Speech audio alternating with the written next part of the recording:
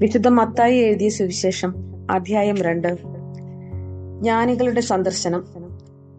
ഹെറോദേസ് രാജാവിന്റെ കാലത്ത് യൂദയായിലെ ബെത്ലഹേമിൽ യേശു ജനിച്ചപ്പോൾ പൗരസ്ത്യ ദേശത്തു നിന്ന് ജ്ഞാനികൾ ജെറുസലേമിലെത്തി. അവർ അന്വേഷിച്ചു, എവിടെയാണ് യഹൂദന്മാരുടെ രാജാവായി ജനിച്ചവൻ? ഞങ്ങൾ കിഴക്ക് അവന്റെ നക്ഷത്രം കണ്ട് അവനെ ആരാധിക്കാൻ വന്നിരിക്കുകയാണ്.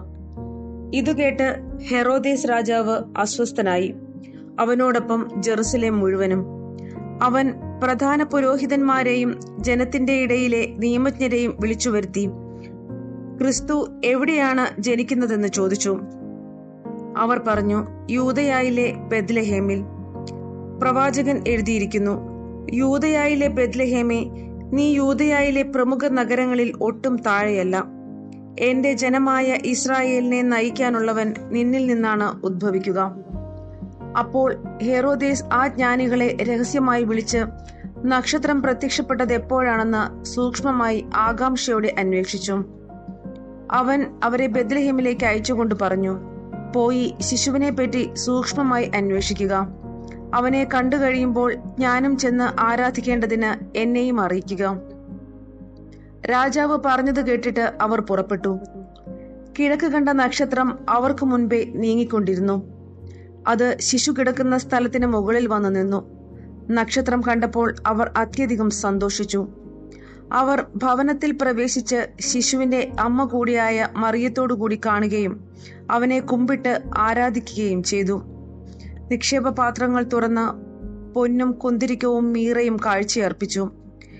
ഹെറോദേസിന്റെ അടുത്തേക്ക് മടങ്ങിപ്പോകരുതെന്ന് സ്വപ്നത്തിൽ മുന്നറിയിപ്പ് ലഭിച്ചതനുസരിച്ച് അവർ മറ്റൊരു വഴിയെ സ്വദേശത്തേക്ക് പോയി. ഈജിപ്തിലേക്കുള്ള പലായനം. അവർ പോയിക്കഴിഞ്ഞപ്പോൾ കർത്താവിന്റെ ദൂതൻ സ്വപ്നത്തിൽ പ്രത്യക്ഷപ്പെട്ട് ജോസഫിനോട് പറഞ്ഞു, എഴുന്നേറ്റ് ശിശുവിനെയും അമ്മയെയും കൂട്ടി ഈജിപ്തിലേക്ക് പലായനം ചെയ്യുക. ഞാൻ പറയുന്നതുവരെ അവിടെ താമസിക്കുക. ഹെറോദേസ് ശിശുവിനെ വധിക്കാൻ വേണ്ടി ഉടനെ അന്വേഷണം തുടങ്ങും. അവൻ ഉണർന്ന് ശിശുവിനെയും അമ്മയെയും കൂട്ടി ആ രാത്രി തന്നെ ഈജിപ്തിലേക്ക് പോയി. ഹെറോദേസിന്റെ മരണം വരെ അവിടെ വസിച്ചു. ഈജിപ്തിൽ നിന്ന് ഞാൻ എന്റെ പുത്രനെ വിളിച്ചു എന്ന പ്രവാചകനിലൂടെ കർത്താവ് അരുൾ ചെയ്തത് പൂർത്തിയാകാനാണ് ഇത് സംഭവിച്ചത്. ജ്ഞാനികൾ തന്നെ കബളിപ്പിച്ചെന്ന് മനസ്സിലാക്കിയ ഹെറോദേസ് രോഷാകുലനായി.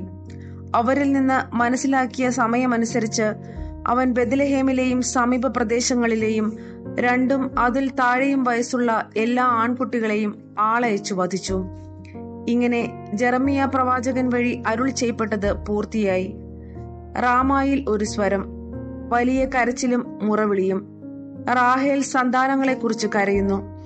അവളെ സാന്ത്വനപ്പെടുത്തുക, എന്തെന്നാൽ അവൾക്ക് സന്താനങ്ങൾ നഷ്ടപ്പെട്ടിരിക്കുന്നു. തിരിച്ചുവരവ്. ഹെറോദേസിന്റെ മരണത്തിന് ശേഷം ഈജിപ്തിൽ വെച്ച് കർത്താവിന്റെ ദൂതൻ ജോസഫിന് സ്വപ്നത്തിൽ പ്രത്യക്ഷപ്പെട്ടു പറഞ്ഞു, എഴുന്നേറ്റ് ശിശുവിനെയും അമ്മയെയും കൂട്ടി ഇസ്രായേൽ ദേശത്തേക്ക് മടങ്ങുക.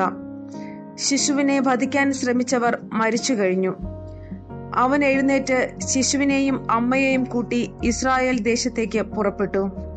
മകൻ അർക്കലാവോസാണ് പിതാവായ ഹെറോദേസിന്റെ സ്ഥാനത്ത് യൂദയായിൽ ഭരിക്കുന്നതെന്ന് കേട്ടപ്പോൾ അവിടേക്ക് പോകാൻ ജോസഫിന് ഭയമായി. സ്വപ്നത്തിൽ ലഭിച്ച മുന്നറിയിപ്പ് അനുസരിച്ച് അവൻ ഗലീലി പ്രദേശത്തേക്ക് പോയി. അവൻ നസ്രായൻ എന്ന് വിളിക്കപ്പെടും എന്ന പ്രവാചകൻ വഴി അരുൾ ചെയ്യപ്പെട്ടത് നിവൃത്തിയാകുവാൻ നസ്രത്ത് എന്ന പട്ടണത്തിൽ അവൻ ചെന്ന് പാർത്തു.